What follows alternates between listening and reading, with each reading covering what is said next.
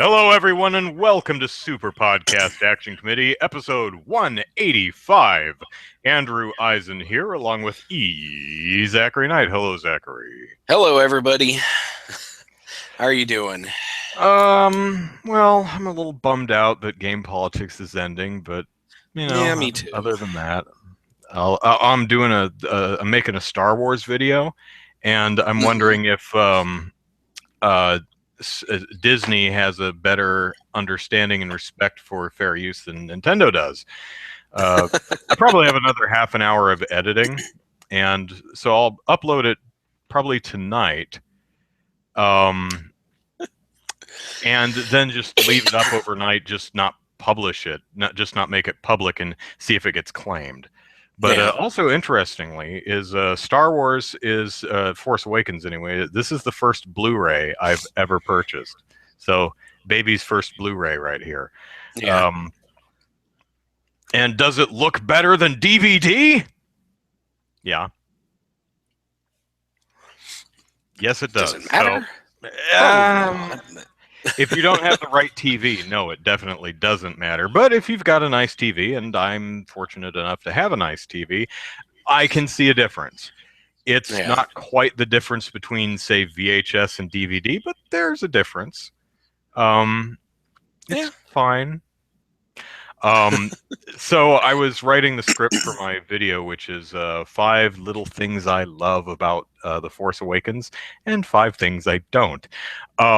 So I was writing the script, and I realized I really need to use footage so that, because otherwise I'm going to have to write the script describing everything that happens rather than just, I like when this happens, and show the scene. It's cool because la la la.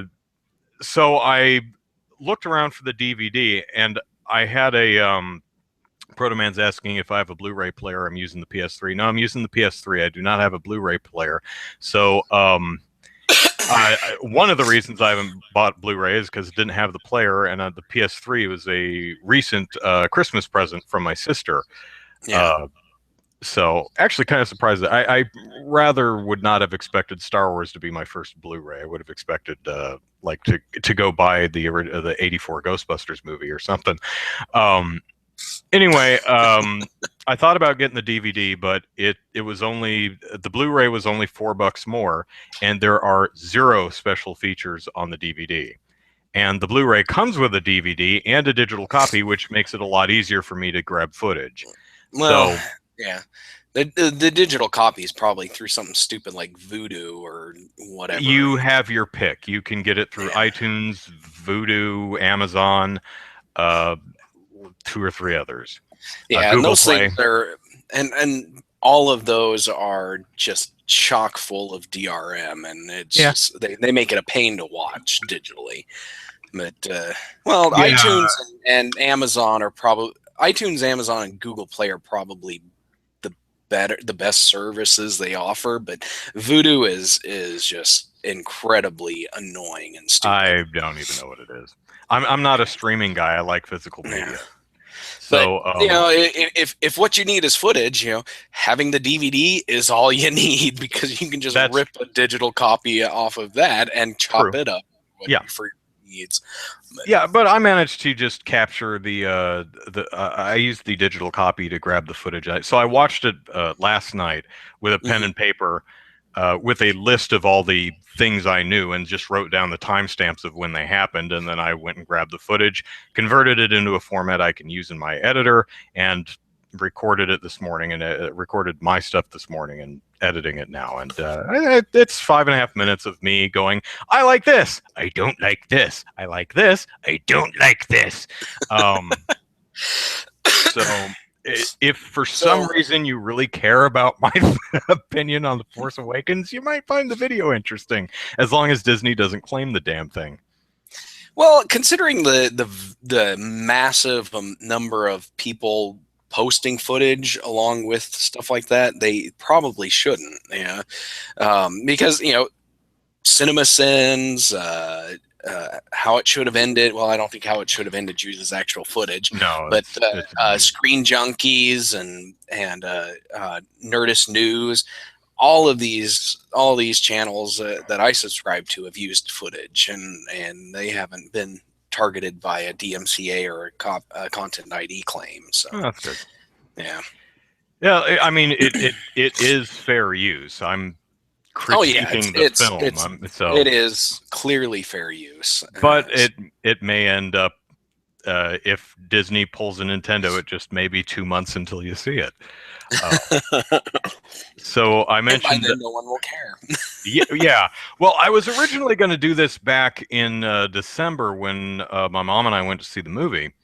I thought, oh, five little things I love and 5 I don't. There's a video, and I wrote it, and then I got busy, and February rolled around. I'm like, well, who cares now? And then Force Awakens comes out on home video, if you will. And I'm like, wow, and the Rogue One trailer debuted this week, so everyone's talking about Star Wars. So hey, it's timely again. So. But as I mentioned, I'm a little bummed out very bummed out that Game Politics is coming to an end. So I treated myself, and I bought this. This is the DVD box set of Gem and the Holograms, the cartoon from the 80s. Nice. When I did 30 Days of Netflix last year, I watched this. The whole thing is on Netflix, but I watched the first 5 episodes, and I just laughed my ass off. So if you want to watch 30 Days of Netflix, Gem and the Holograms, because it's like half an hour long, but if you want to see me absolutely losing my stuff, just laughing and tears streaming down my face, that's a good video. Laughter is contagious. So if you need to laugh, watch me laugh, and you'll laugh, and we'll all laugh. So maybe I'll have a time sometime in the next year to actually watch this, but glad to have that. So I think this is Shout Factory. Yeah. This is out of print now, so it was a little hard to find, but for a reasonable price. But finally found one. Anyway, nice. What have I been playing? Oh, I finished Lollipop Chainsaw, and a fairly short game, but doesn't overstay its welcome. And I thought it was just a ton of fun. So. Which is always good. Yeah, you definitely want to have fun when you're playing games. Yeah, nothing worse than a boring game.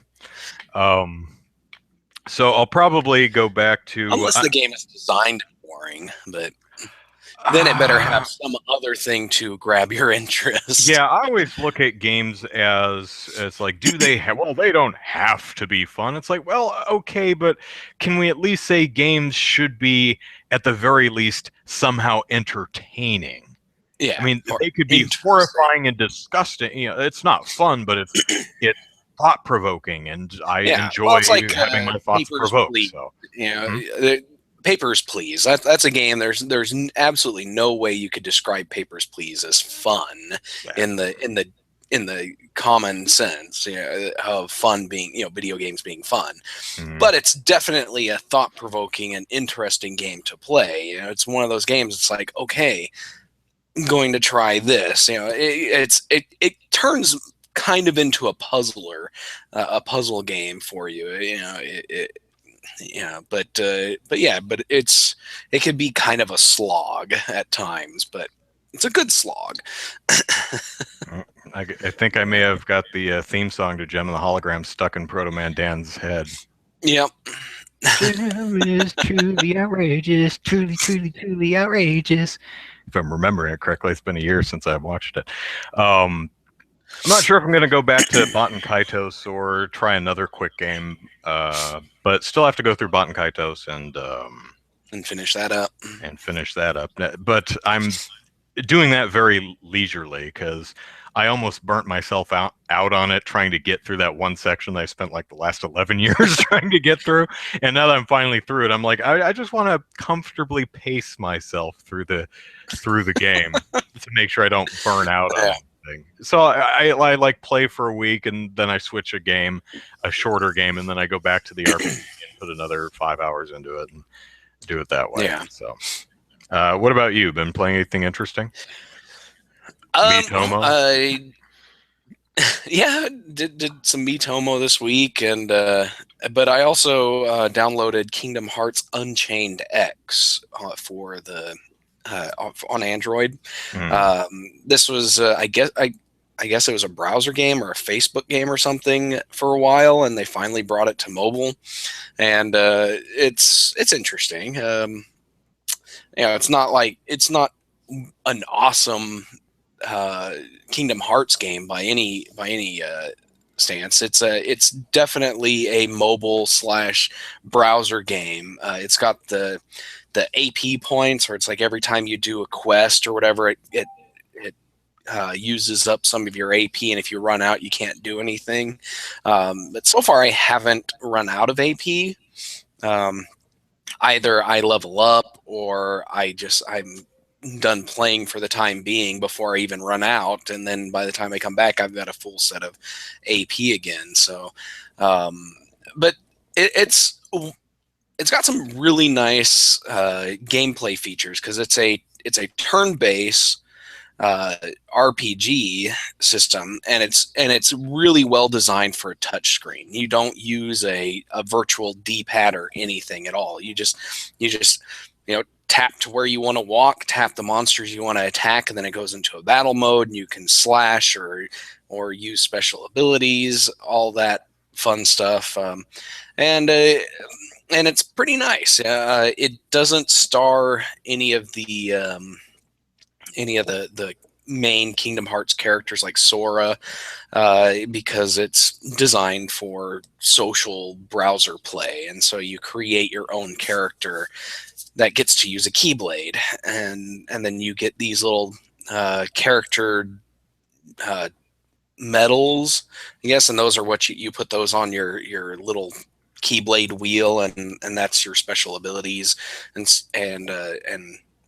adjustments to your attack and stuff for the battles. And each battle or each quest plays, and like you'll beat it in like 2 or 3 minutes. So it's you could just quickly play a match while you're waiting in line at McDonald's or whatever, and then sit down and play for a couple hours, for half an hour while you're eating your food. It's that kind of game. You're not going to burn through the game really fast, but you're also not going to be stuck doing nothing, waiting to play. At least I haven't hit that point yet where I'm forced to wait.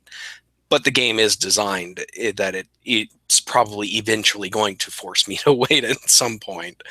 But Proto Man Dan says it doesn't have Sora, but he's one of the medals that you can get.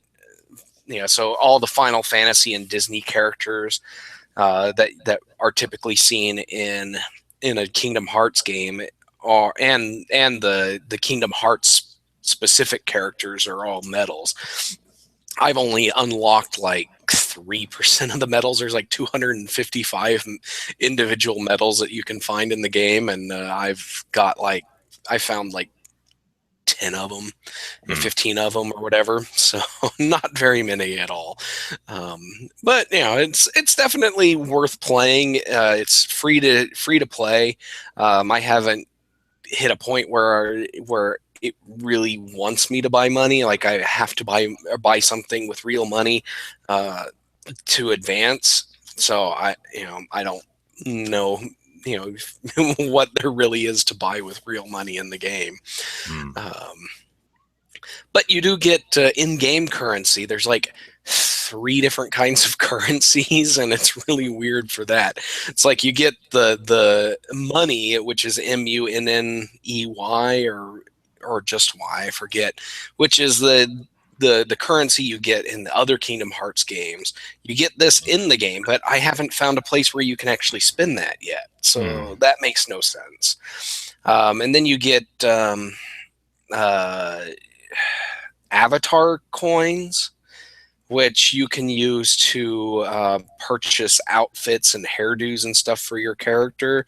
But doing so, allows you to purchase other things like more AP, more HP, and a few other things like that. So you're not just getting outfits, but you're getting actual benefits to your character. And then you get gems, which are what you use to that's the I forget the word now. That's the currency that you would buy with your real money, and that you can buy medal packs where you can get like 3 medals or 10 medals, and you get them at random. So yeah, I spent a few of that, just what I got from the game, and so. But yeah, as a fan of Kingdom Hearts, I'm looking forward to playing it. But if you're not a fan of Kingdom Hearts, you're probably not going to enjoy it as much. But but otherwise, it's a decent mobile game. I've never cared for Kingdom Hearts, honestly. Not that I love Disney, but I've never found the games good at all. just not for me, I guess. I like them. So what I found interesting is if you remember from last week, I said I'd turned on Miitomo just to check it out, and it had no sound. It for some reason has sound now, and my me has a woman's voice. What's up? When I changed clothes earlier, I got my photo taken. It sounds like an aftermarket Siri. Yeah. So I have a pleasant woman's voice. Yeah. So that's nice. Have you linked yours? What's your me's name on there? I don't know if It's just my name. Okay, so I haven't got. Did you haven't linked that to Facebook or Twitter yet? I did, but then I unlinked it. I linked it for the coins, and then I unlinked it. So. Okay. Well, that explains why I haven't seen you in available friends list. Yeah, because I don't care. So 13UCube asks me how many digital Wii U games do I have? Not that many. Most of the ones I have are, for instance, I have Monster Hunter 3 Ultimate. Most of the ones let's see, I also have what is this? Hyrule Warriors. Most of the ones I have because they were provided for me. If I'd bought them myself, I would have bought physical copies. So yeah, Fatal Frame doesn't really count because that's just the demo. Child of Light, that's one of the download-only games. Great game, I recommend that one. Pokemon Rumble U is terrible, one of the worst games I've ever played, and was the most miserable experience writing the guide for that, so I don't recommend that at all.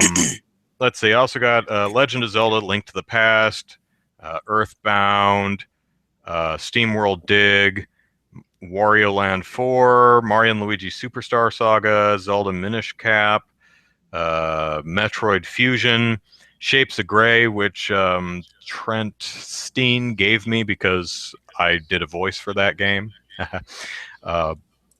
Ollie Ollie, which I think Jeremy had an extra copy, so he gifted that to me. Shantae and the Pirate's Curse, Guacamelee, Rush, I think, is a puzzle game, and Mighty Switch Force Hyperdrive Edition. So, like, was that 10 maybe, depending on how you count? So something like that. Yeah. There you go. I'm digital. Go Yeah, ahead. digital Wii games. It's like I've got 2 Wiis. One I got picked up for $10 on Craigslist, but between the 2 of them, I've got 3 digital games. I think I have 0 on the Wii. Yeah. Well, I bought Swords and Soldiers for the Wii, and the side-scrolling RTS game. I bought that for the Wii for $10, I think it was, when I bought it, and I really enjoy that game. I've got it on the PC too. And then Super Mario Brothers and Super Mario Brothers 2 are the other 2, and those ones came on the Wii that I got off of Craigslist for $10. But yeah. PlayStation digital games, I've got 8, I think. So, and all those are PS1 classics, except for one, which is La Pucelle Tactics, which is a PS2 classic. So, yeah, I haven't bought any actual PSN games. So, yeah. Protoman Dan recommends Enslaved Odyssey to the West. It's a PS3 game. It's actually on my to play list. I don't own it, but it's on my I should get this and play it. I think my mom has that. Yeah, or I might if I be remember thinking of a different game. if I remember correctly, Andy Serkis did a motion capture for one of the characters in that game. Okay. My Nintendo gives coins for digital. Any chance you enjoy Club Nintendo downloads enough to buy digital? 13U Cube is asking. That's the reason I turned on Miitomo in the first place, was to get enough coins to get Twilight Princess P-Cross for the 3DS, because I like P-Cross. Of course, there's only like 45 puzzles in the game, so you're gonna get through it in like 4, maybe 5 hours. Yeah. I suppose that depends on Your skill level. how good you are at P-Cross. It took me about 4 or 5 hours to get through it. It's only 45 puzzles, so fun though. I enjoyed it. That It's 1,000. 1,000. But yeah, but if you do all the stuff, sign up, get a My Nintendo account, sign up to Miitomo, link it to Google and Facebook, link your My Nintendo to Google and Facebook, and click the coins on the screen, change your hat in the game. That will get you up to like 800 and something. And then if you were a My Nintendo or Club Nintendo or whatever it used to be called, you should have received a voucher for 200 coins in email. And that pushed me over 1,000, and so I picked up Twilight Princess. The only other game reward, I think, is WarioWare Touched, which is a handheld WarioWare game, which I hear is a really good one. But I think 13U Cube is asking, am I going to buy digital just so I can get the coins so that I can buy the little prizes? No. No, because the prizes aren't that great so far, at least. I mean, it just started, so hard to say. But also, something that I really don't like is the coins expire after 6 months, I believe, which I think is a bad choice. That's really stupid. It's like, what if I want to save my coins up over time so I can buy a bigger purchase? Because what that kind of encourages people to do is wait until there's something they want to buy. Just kind of stock up a wish list of digital goods. Wait until there's something on the rewards they want, and then buy all the stuff so that they can use the rewards. It kind of disincentivizes impulse buying, at least for me. And there doesn't really seem, that seems kind of greedy to, they're going to expire after 6 months. Like, what? Why? Also, I don't really understand why DLC doesn't count towards the coin rewards. Why wouldn't it? I'm still buying stuff on the eShop. The weird thing is, if you buy Fatal Frame on the eShop, that technically doesn't count towards any coins. You might think you'd get the $50 worth of coins. No, because Fatal Frame is free. So you download Fatal Frame for free, and you have the first 2 chapters, and the rest of the game is technically classified as downloadable content. So interesting. Technically, it doesn't actually count towards the My Nintendo coin goal, which is weird. I just don't see why it wouldn't. Yeah, that seems to be a very, very dumb design decision on their part.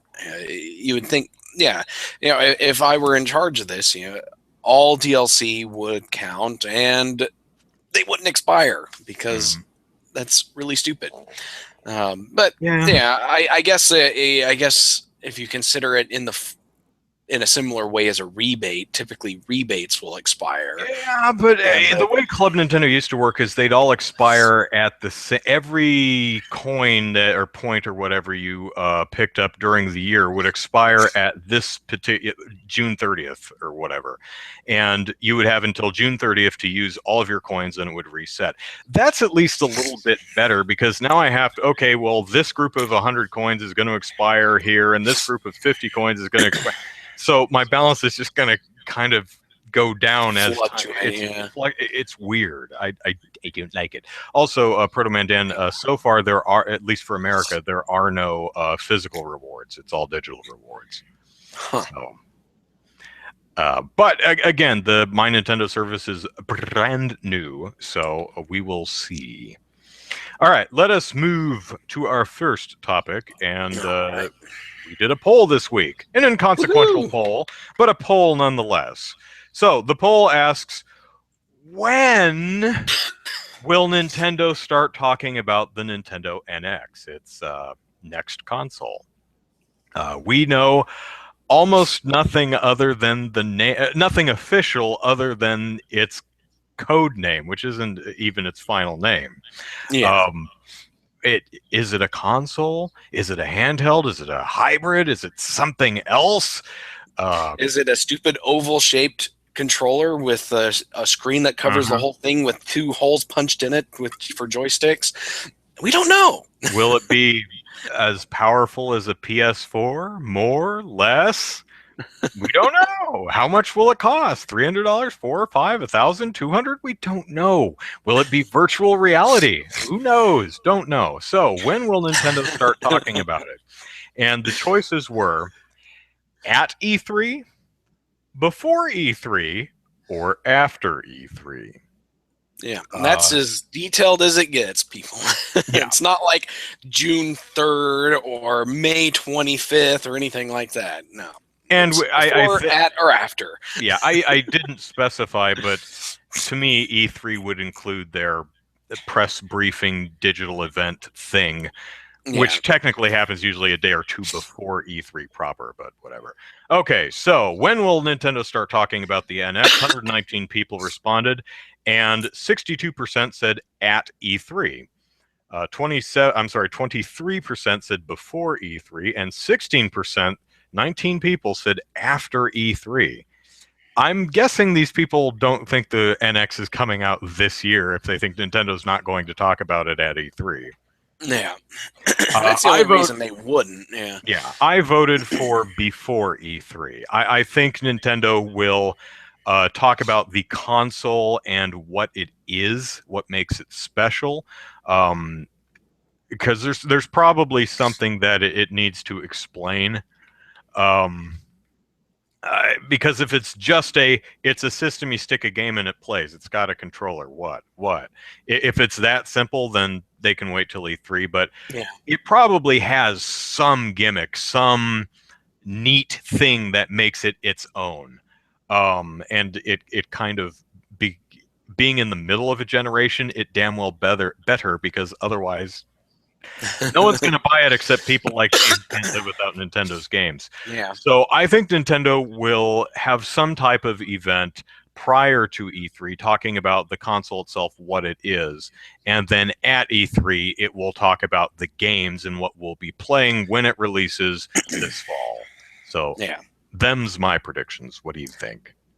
I selected at E3 because I don't think the system's going to be so complicated that it has to be a multi-week, multi-presser discussion of what the system is. Because I think they learned their lesson about the Wii U. When they first announced the Wii U, nobody understood exactly what the Wii U was. You know, is it well, yeah, few of us did, but a lot of people, a lot of the press, and a lot of developers were just confused. It's like, what exactly is the Wii U? Is it just the gamepad? Because they only highlighted the gamepad. They never talked about the actual system, and so that led to a lot of confusion about what the Wii U is. And I think Nintendo learned their lesson with that, and they're going to have a much better presentation discussion about it, and they're only going to need one presser to announce it, and at E3 is where they're going to get the most eyeballs. That's not to say that they're going to have a big presser at E3. I think they're going to have their digital direct during E3 and have a big booth where people can actually go and see and play some of the games. So that's what I think. Proto-Man says Nintendo learning lessons. Yeah. Another consideration is if Nintendo has very, very little support for the NX and just doesn't have that many games to talk about, then it may wait till E3, because I'm assuming that they're going to have a launch like they did with the Wii U. There's going to be a bunch of games, so they don't want to waste time going, okay, this is what the console is, this is what's neat about it.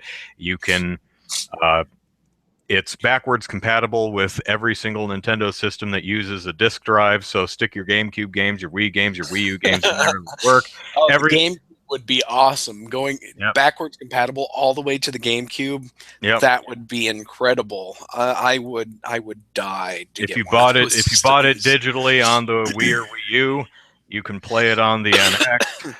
In fact, we'll even let you access other territories' eShops and buy stuff, because we don't have a problem with you giving us your money.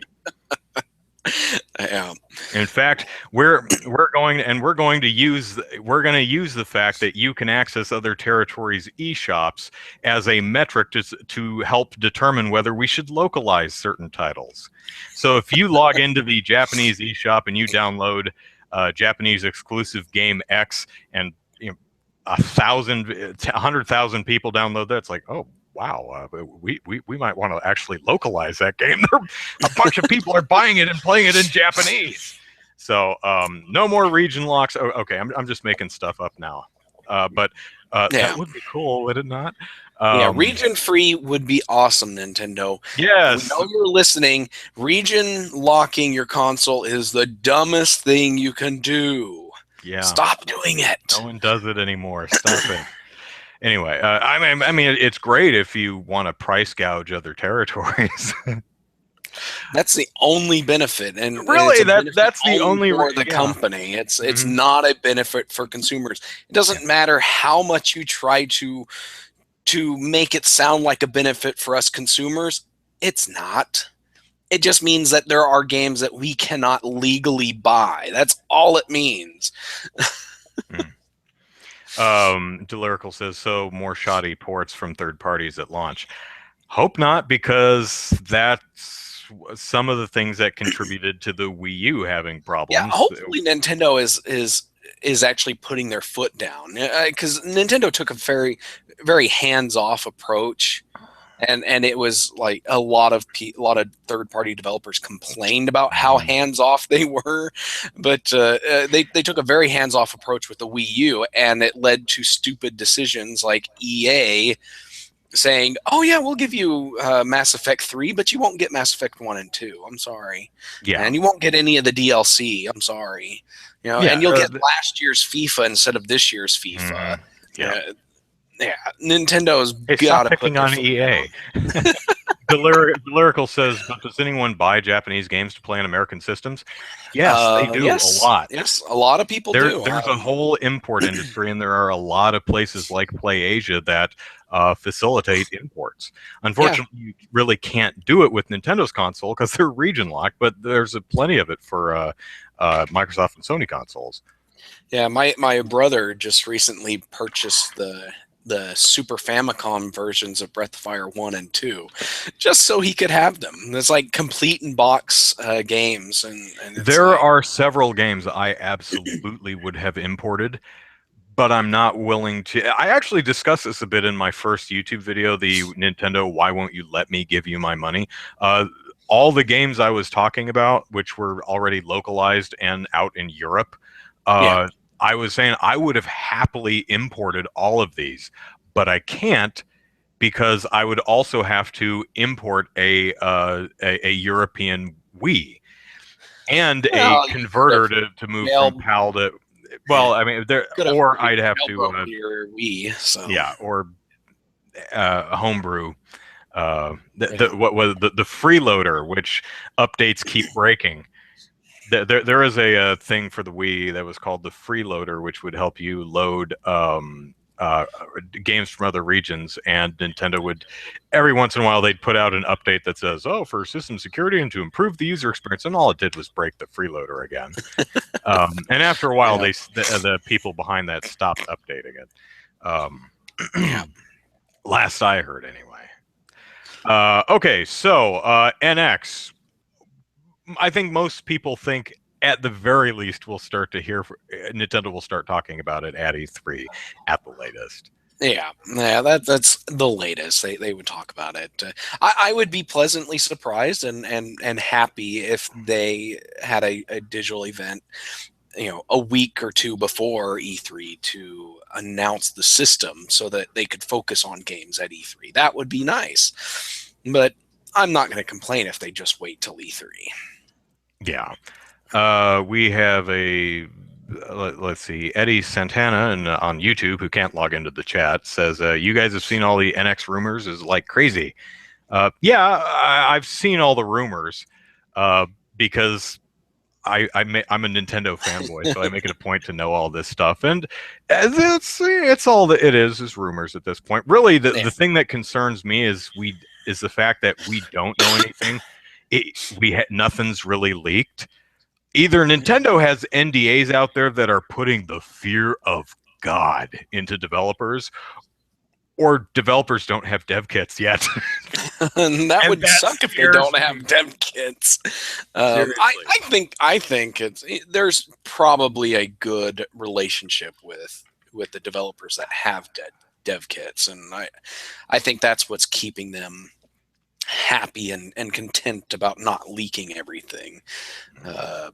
Perhaps there's a clause in there that says if you leak anything about this, your game is not releasing on our system. That would make people stay silent. And you owe us money for restitution, but yeah. So all right, let us move on to a new topic. Let's talk about Tracer's butt. So, last week we can't get enough of Tracer's butt. We can't get enough of Tracer's butt. Tracer is a character in Blizzard's game Overwatch, which is still in beta. Last week, one of the poses for Tracer, which looks like this. I'm moving it all around. Okay, there we go. That's Tracer's pose. Someone critiqued the pose and said, "Well, that could be better. It's not really She has a fun, energetic, bubbly personality, and this is just her standing there looking over her shoulder. The only notable thing is her wedgie, which is." There's more to this character than her wedgie, so you can do better. And Blizzard said, "Hey, you know what? Yes, we can." So they changed it to this, which I agree is a lot better. I find it a lot more dynamic pose.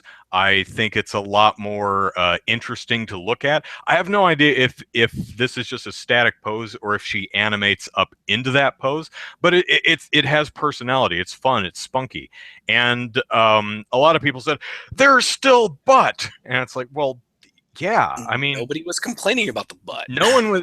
Yeah, I think that was the problem. Is some people were thinking that the argument was, "I can see her butt," and that's the problem.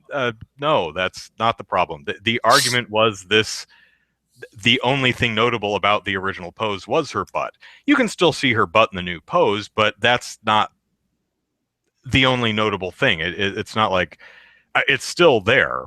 Yeah. And it's not like there's nothing to critique. For example, her right leg is folded like she's putting weight on it. That's not correct. Pretty unnatural there, yeah. If you look at the pose that this is based on, which is also a drawing, it actually looks like the character has their knee propped up on something. So stand up if you ever want to try this. And there we go.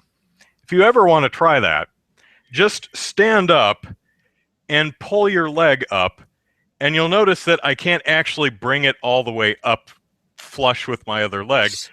That's about as much as you can do. Mm-hmm. If you sit on your leg, it compresses, and I know that's kind of hard to see because I'm wearing all black.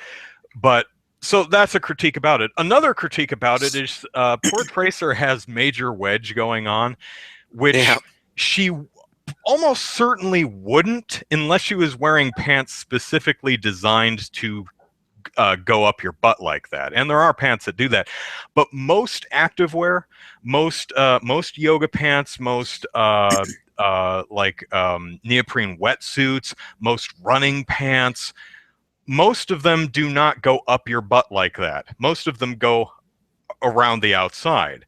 Yeah. Now, you will always see the contours of the butt because it's tight. If you wear a tight t-shirt, you'll see the contours of the bicep and the shoulder and stuff. That's just how it's going to work. But the fabric is not going to travel up it. Yeah.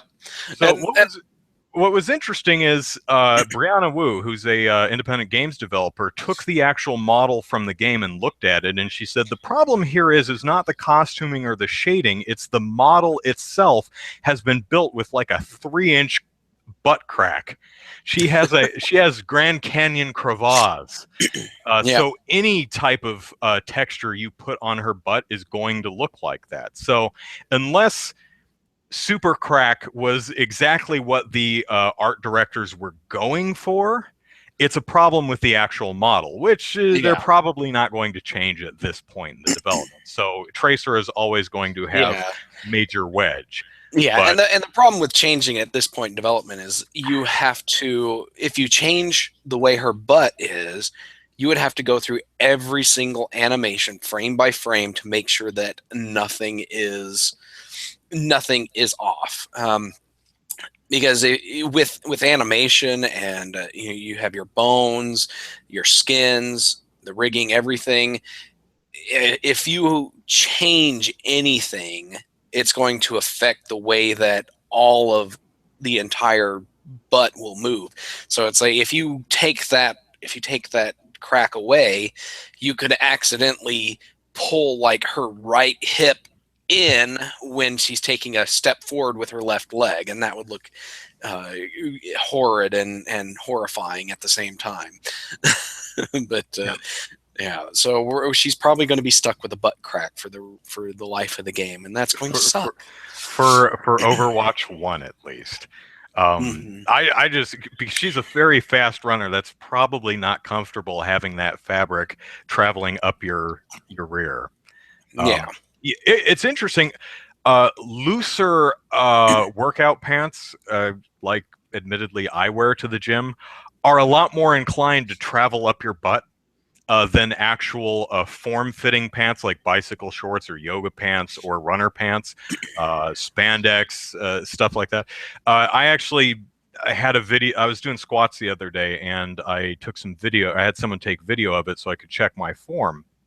And I wear loose-fitting running pants, and so I'm doing heavy squats. So I'd squat down. I squat down, and then I come back up and tuck my hips under, and my butt is just eating my pants. The video is. I didn't post it, so don't go looking around for it or anything. But my butt is just devouring the fabric of my pants every time I come up. It is so funny. So it actually be that kind of major wedge would actually be a lot more common for looser fitting pants. But again, the original, there are criticisms to make, and it is the kind of thing where that's a lot of times how women are just naturally modeled, with gigantic clefts right in their butt. So it's just something to think about when you're modeling your characters. Do I want to have this deep a crack in this character? If you do, it's okay. It is totally okay to do that if that's your intention.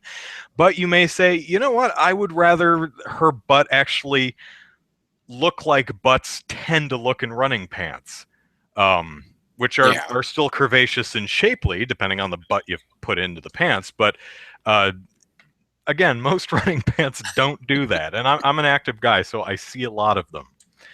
And I make sure I look. Anyway, so enough about Tracer's butt. I'm sure we'll get into it again next week. Yes, we'll get into Tracer's butt again later. That sounds nice. All right, moving on. So Beamdog, which is the developer behind Baldur's Gate, Spear of the Dragon Face. What the hell's it called? Siege of Dragon Sphere. Wow, got that. Of the Dragon's Face. That's a great title. We'll go with that. We'll go with that. The next missed opportunity. So yeah, the nearly 20 years old Baldur's Gate got an expansion, and it's apparently a little on the buggy side. So the reviews have been the good old games and Steam reviews have been a bit harsh for a lot of reasons. A lot of them are related to gameplay and bug stuff, but some of them are the existence of a trans character. Now, let's make sure we're all on the same page here. There is an NPC, a non-player character in the game. She never joins your party. You can get through the game without ever talking to her. But if you find her, if you talk to her, and if you follow the right path through her conversation tree, eventually you will learn that she is trans. And that's about it. Some people were so irritated by the fact that a trans person is actually in this game that they started harassing some of the devs at Beamdog Studios, notably writer Amber Scott. Yeah, another woman was receiving the brunt of internet wrath from dipsticks. Now, to be fair, at least this one was actually the writer. At least unlike Allison Rapp, Amber, and I just completely lost her name, was actually a writer on this game. So she did write this stuff.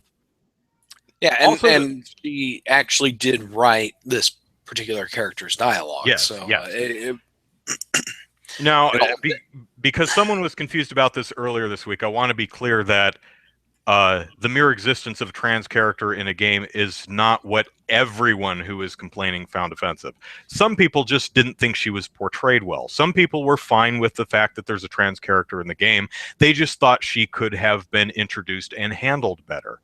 And that's a fair critique. That's not who we're talking about. We're talking about the abusive dipsticks who were harassing and threatening the developers at Beamdog over the inclusion of a trans character. So, the CEO of Beamdog, Trent Oster, wrote on the forums, says, "I just want to make it crystal clear that Beamdog does not condone this behavior, and moreover that it will not have the desired effect as we stand behind all of our developers 100%. So the Ms. Henna, I have no idea how the character's name, but that's the transgender NPC in question, Ms. Henna, she will remain in the game. Although Oster does actually address some criticisms and admits that her inclusion could have been handled better, he says, in retrospect, it would have been better served if we had introduced a transgender character with more development. This is a lesson we will be carrying forward in our development as creators, and we will be improving this character in a future update. He also goes on to say that, yeah, we're fixing bugs too. So,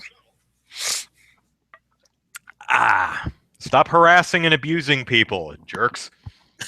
But it's really nice to see a company getting out in front of abuse and saying, we stand by all of our creators, we condone this behavior, and you know what? Not going to work. The transgender character that you have a problem with, she's staying. Now, we actually could have written her better, and we will strive to do that in the future. I really like this blog post that Trent Oster wrote. He pretty much does everything exactly right. Yeah, and it's one of those things that you hope more developers do in the future is just stand up for your developers. If people are attacking a specific developer on your team or whatever, just say, hey, shut up and leave them alone. Be nice. Yeah. These people are hardworking and they don't like you they don't like you being mean to them. Yeah, well, don't threaten and harass people. If you have an issue, if you have a critique, feel free to air it. Protoman Dan says, blah, blah, blah, blah, blah. The major problem is the character is written so poorly, as we already addressed, and Oster actually agrees that it could have been handled better, and they'll work on that in the future. Protoman says, it seems like she was included just for inclusion's sake, which is not a bad reason to include anyone. People of color, minorities, marginalized people. That's a good reason. Yeah, it's not a bad it's not bad to include people who are different than us. It's what's bad is when you stereotype that character. Yeah. And from everything that I've read, and this, and specifically, I'm referencing an opinion piece from Catherine Cross. She's a PhD. Let's see, read her bio here. Catherine Cross is a PhD student in sociology who researches antisocial behavior online, and she's a gaming critic. And she's also trans. She's also trans, and so she has quite a bit of insight into this character. I'm posting the link in the chat in the chat box. That's her first one. Then she does a follow-up one about what people should consider when they want to include a trans character, and she has some really good insights into this whole thing, and frankly, she says that because the world of Baldur's Gate is a fantasy setting and is very different than our real life society, that a trans person actually being open and honest and quick to talk about it is probably something that could actually happen in this fictional world where trans people aren't hated and shunned and harassed like they are in our current real life society. And so when people are talking about this trans person just being, oh yes, I'm trans and this is why, that's like saying, somebody in real life saying, yeah, I'm a web developer and this is why. It's not that different. It could happen. And if we want to get to a society where that is the norm, where people aren't afraid to talk about their sexual identity or orientation or whatever, then that's a good thing. And including these characters in games is a good way to move towards that type of society. Yeah. And the inclusion of anything in a game, any type of person, any type of character, any object laying on the floor is arbitrary. It's just something the developers wanted to put in there. And that's not the problem. Now, if you put something in there and it's not done well, that's certainly something worth critiquing. Yeah. But now, 13U Cube says, I usually stereotype pirates in video games. Am I a bigot? No. No, because you're not stereotyping pirates. You're using a pirate trope in your video games. It's a very different thing. A pirate is not a race, creed, religion, ethnicity, or marginalized group, an ethnicity. It's a trope. It is something that we have turned into a fictionalized character. We had the same kind of conversation a couple weeks ago with Bravely Seconds. Their inclusion of the Native American character and then changing it into a cowboy character. The Native American character was a stereotype of Native American culture, while the cowboy was a trope because a fictional cowboy character, a sharpshooter character, isn't a marginalized group, and that's the difference between this. We're not. We want to avoid stereotypes, but tropes are okay when done well and they don't screw up your narrative. So the inclusion of the trans character is, luckily, it's not stereotyped. It's for the little screen time and dialogue it gets, Yeah. she's not stereotyped in how she's portrayed, which is a good thing. Yeah, exactly. Pretty much, I don't know the extent of her contribution to the game. I'm familiar with the dialogue tree that leads to the reveal that she is trans, and essentially, Ms. Hannah or whatever her name is. In the world of Baldur's Gate is kind of an odd name, and you have the option to ask her, Ms. Hannah, well, that's an interesting name. How did you come across that? And she says, well, that's not my first name. This is the name I picked for myself. It comes from two different places. I put them together, and I got this. And if you press her on that, then she'll say, well, I was, she'll say I was born a different gender, but realized that's not who I was, so this was the name I adopted for myself. So some people, oh, she just runs right up to you and goes, I'm trans, I'm trans, I'm trans. No, that's not what happens. Yeah, that would be ham-handed and stupid. Yeah, definitely. But yeah, it is a topic that you come to if you ask the right questions. But it's not also something she says when you first walk up to her and talk to her. But you can talk to her and not get that too if you don't ask her about her name. But what's interesting is a lot of non-player characters, Ms. Hannah, some people have complained, is only notable for the fact that she's trans. It's like she has no contribution other than, hey, we have a trans character in the game. Checklist. Maybe, but that's a critique you could make on almost every single non-player character in every RPG ever. Yeah. Most non-player characters have like one notable thing. This is the guy who runs around the town square in circles and does nothing else. That's the only thing to his character. Well, you just arbitrarily put a calisthenic person in there, I think these are baby steps to our art reflecting that trans people exist. And they do. They do. And have for a long, long time. And I'll be honest, I didn't know until recently. I mean, really, I understood what the term transgender meant because I saw Rocky Horror Picture Show when I was young, so I had lots of questions and learned all kinds of cool new things from that movie. Pretty much any word that's prefixed with trans, I'm like figuring out from this movie.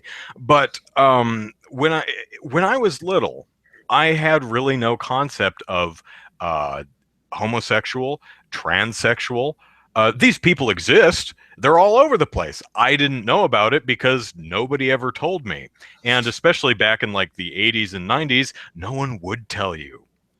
Especially not people who were gay or were trans. But now it's people are slowly learning that, one, they exist, and two, it's totally okay. So our art is slowly but surely starting to reflect that. And I think having trans people and gay people and all kinds of other marginalized minorities in our media is going to be, is soon, hopefully, going to be as non-notable as just having people with brown hair on TV. Yeah. I mean, no one goes, oh, of course you put a brunette in there. What an arbitrary inclusion, No, actually it was arbitrary. I had a color wheel and I picked brown because why not? It's going to be that inconsequential and unnotable. So do you think we'll get to a point where we're going to have the Bechdel test for LGBT characters? Because we've got the Bechdel test for women characters where there has to be two, they have to talk to each other, and it can't be about boys. I imagine it would be something along the lines of, do you have trans characters who have something to do other than be trans? Yeah. A lot of times, especially in like 90s sitcoms, you had gay characters, but that was the joke. That they were gay. They were just character. Yeah, that was their defining characteristic. They were gay. Not they were working class people who just wanted to own a library and were gay. No, it was just, this is the gay person. So I think I think we might actually skip that stage in video games. I think we're Hopefully. aware, for the most part, I think we're aware enough to include marginalized groups without making them a joke or a punchline. But I think for the time being, trans characters and other groups like that will probably be included, but a lot of times will be as non-player characters or really smaller roles in games. I think last year I did my Nintendo predictions thing and says Nintendo will release a game with a LGBT or I don't remember if it said LGBT or trans protagonist. Probably not, but I don't know if we've actually had a trans lead character in a game yet. I don't recall. I think not Dragon Quest, Dragon's Age. I think has a trans character in it. Yes, yeah, And that one, and it's one of you can actually get that person on your team. Yeah, I think they can be a party member. So I have no idea how good the character or the writing was. I really don't remember, but we're making strides, and it just saddens me that I understand it in a way. I get why some people are so put off by the inclusion of something because I think, and I'm speculating here, and I have no background in psychology, but I'm guessing that it's like my world was just fine before trans people existed in it. I like pretending that trans people is fine as long as I don't know they're there. Be trans, just don't tell me. Don't do anything that lets me know that. And when you talk to a character in a video game, it says, "Oh yeah, I was born this gender. It wasn't for me, so I adopted a new name." They're like, "Ah, God, I can't even escape this in my fantasy world of Dungeons and Dragons." And it's like, really, dragons and griffins and all that stuff and literal sex changing potions are totally fine, but transgender people is just where your suspension of disbelief ends, huh? Yeah. So weird. But yeah, I think maybe once we get past this election, pop bigotry will be passé. Hopefully, but we're probably looking at a few more years of missteps and complaints and whatever.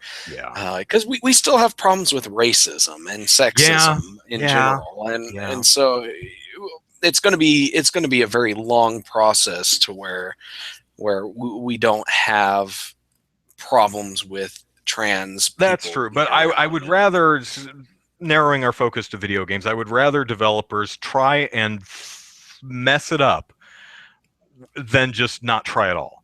Exactly. For example, I've seen a lot of Japanese developers.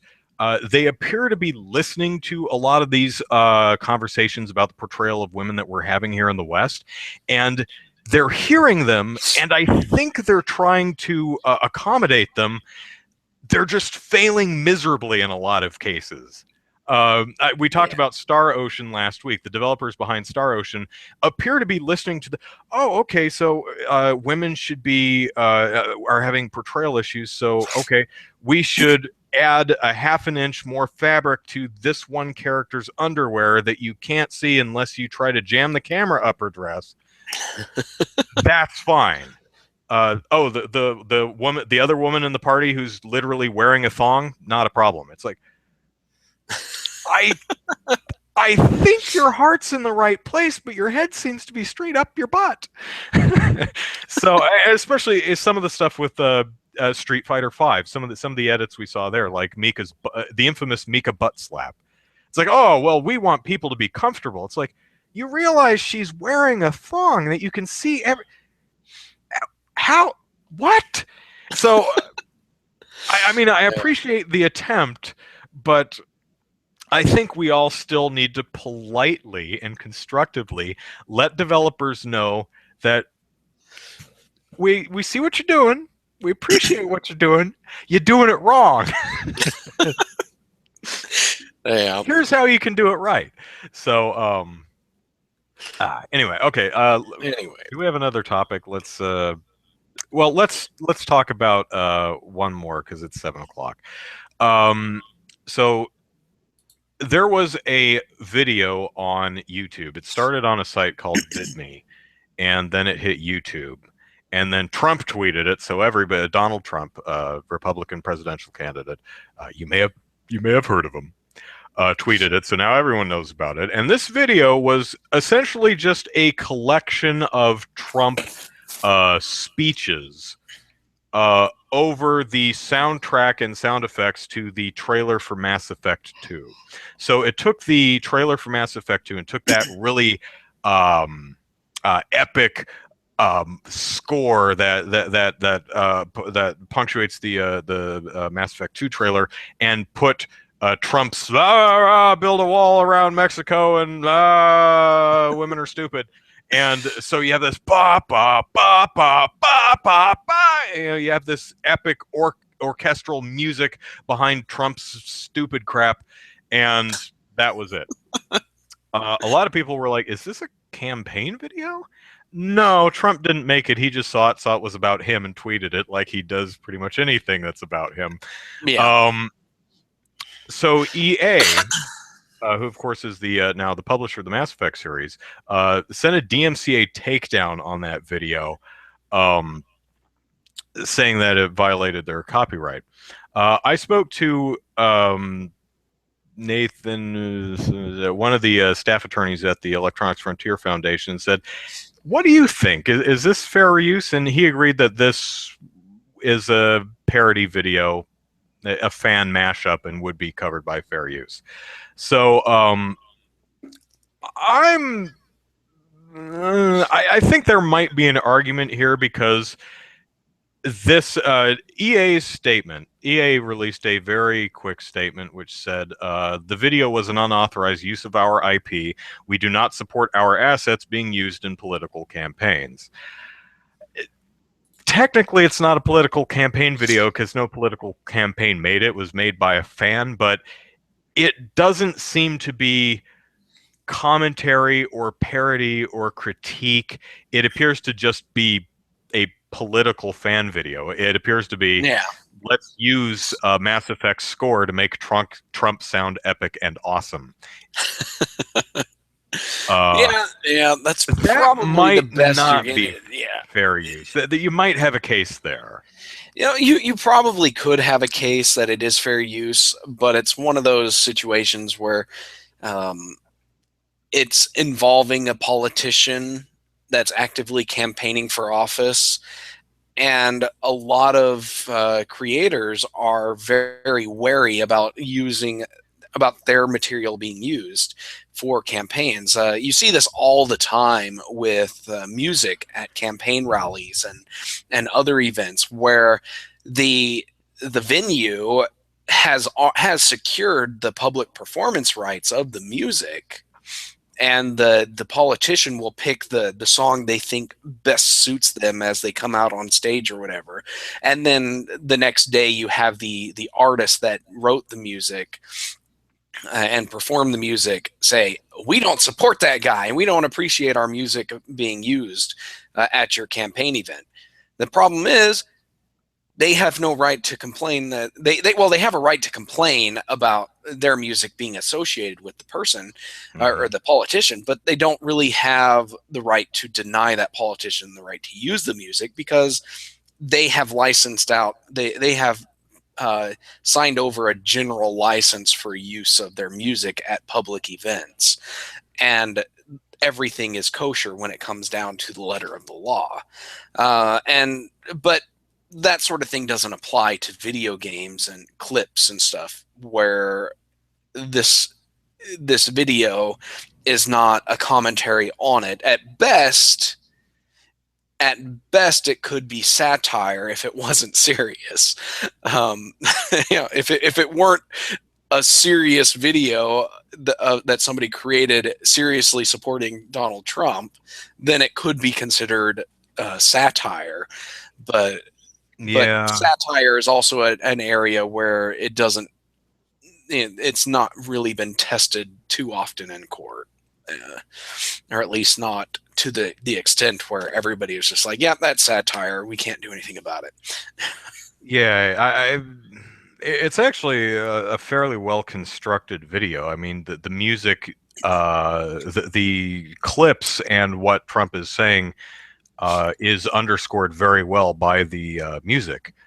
Yeah. So, kudos to whoever put it together. But it it doesn't seem to actually be saying. It does just seem like a kind of a campaign or a let's make Trump look awesome kind of video. It doesn't seem to be commentary or critique or satire or anything that would fall under fair use. But I guess you could kind of call it a fan mashup or a parody. Yeah, a mashup probably be something.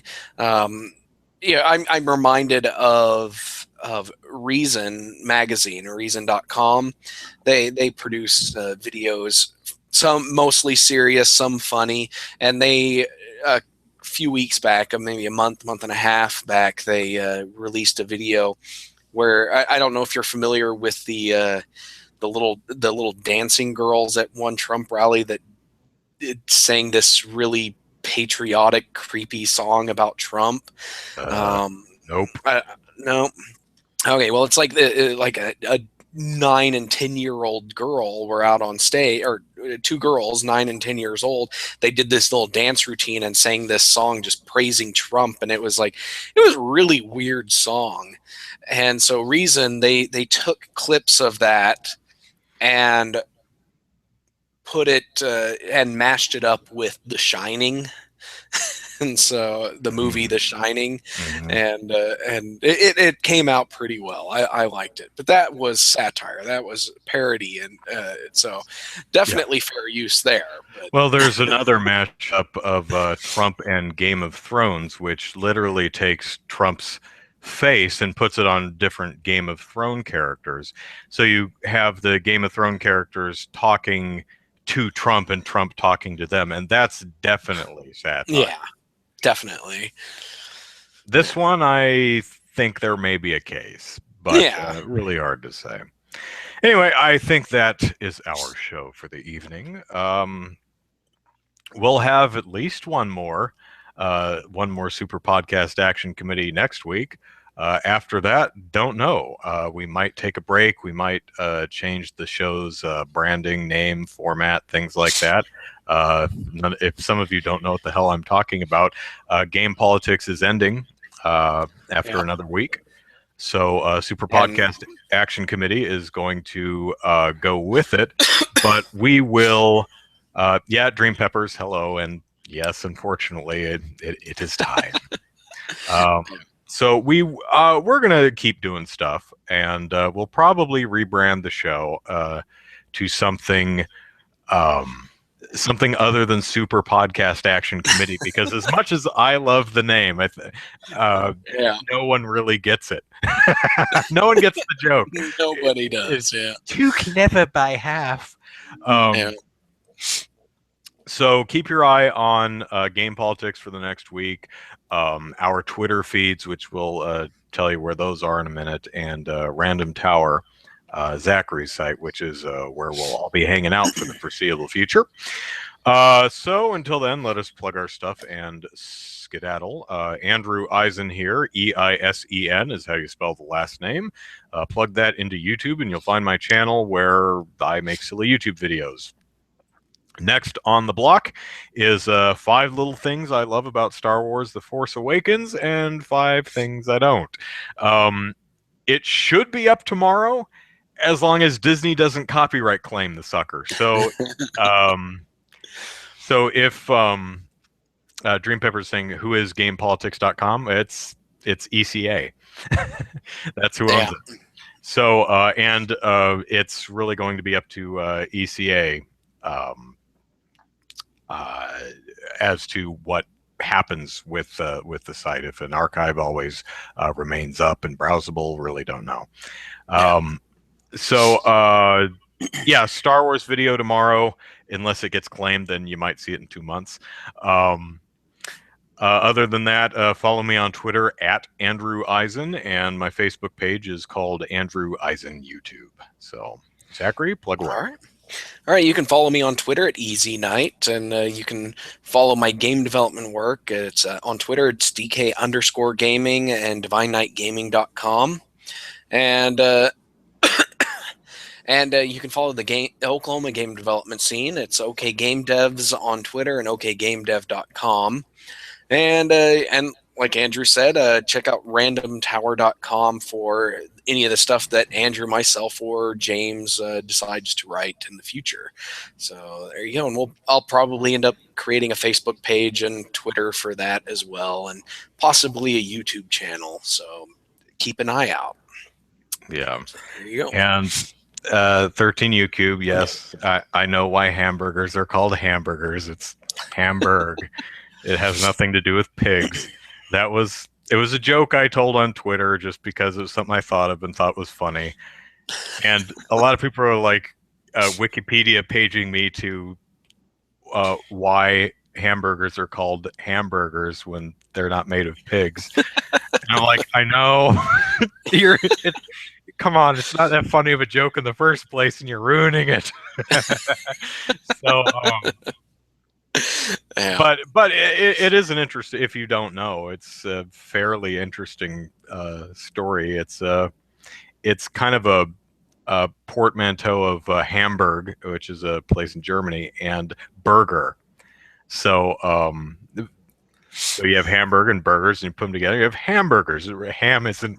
It's not part of a pig. That's not what it was ever meant to be. But anyway, 13U Cube. Did I see yours about cookies?